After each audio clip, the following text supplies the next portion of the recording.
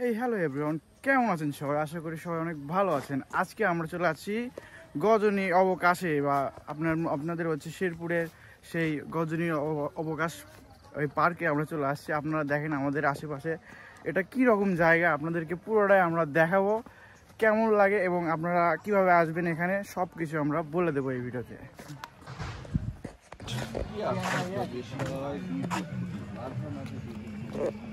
আমরা ব্রিজে অলরেডি পা দিয়ে দিয়েছি। এই ব্রিজটা অসাধারণ, যাকে বলে দোল খাচ্ছে, দোল এভাবে দোলাচ্ছে। তো গাইস, এটা হচ্ছে সেই ঝুলন্ত ব্রিজ।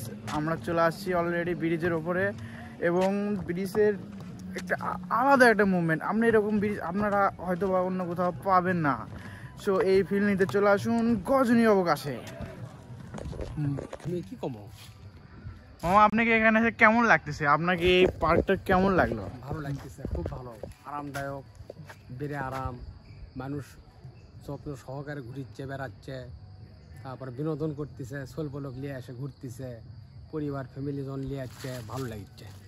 তোমার কেমন লাগছে? আমাকে আলহামদুলিল্লাহ ভালো লাগছে। তাহলে মাশাআল্লাহ, দুজনে ভালো লাগছে। আপনার কেমন লাগতেছে এই জায়গাটা? হ্যাভি।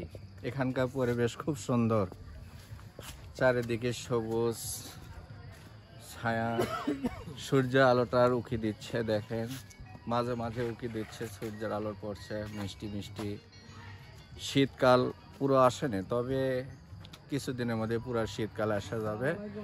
এখন যেটুকু শীত আসছে, খুব এই আবহাওয়াটা না শীত না গরম, এই আবহাওয়াটা খুব সুন্দর। এই পরিবেশে সপরিবারে আসতে বেড়াতে পারেন। এখানে পরিবেশটা খুবই সুন্দর লাগছে আমার। আমি আবার আসবো ইনশাআল্লাহ।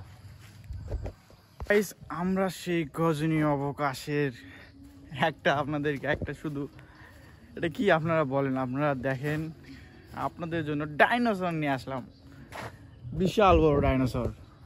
ও ভাই সাহেব, শুধু এই একটা ডাইনোসরে যে কত লক্ষ টাকা খরচ হয়েছে তার কোনো হদিস নেই। ওটা রড লেগেছে, ধরলেন এটা তো পুরোটা ঢালাই করা, রড লেগেছে, অনেক টাকা খরচ হয়েছে। তো এগুলো দেখার জন্য আপনারা অলরেডি আসবেন। দাঁত বানাইছে সিমেন্ট দিয়ে। এটা সাপিনা পার্কের থেকে আপনার হচ্ছে একটু খারাপ, এটা অনেক আগে বানানো হয়েছে। তো সাপিনা পার্কের ওটা হচ্ছে অত্যাধুনিক এবং ওটা হচ্ছে আরও ভালো, এই জন্য সাপিনা পার্কেরগুলো আর ভালো লাগে দেখতে, এগুলো অতটা ভালো না। তাও আসবেন, আপনার আরও অনেক কিছু আছে এখানে দেখার জন্য, আপনারা চলে আসবেন।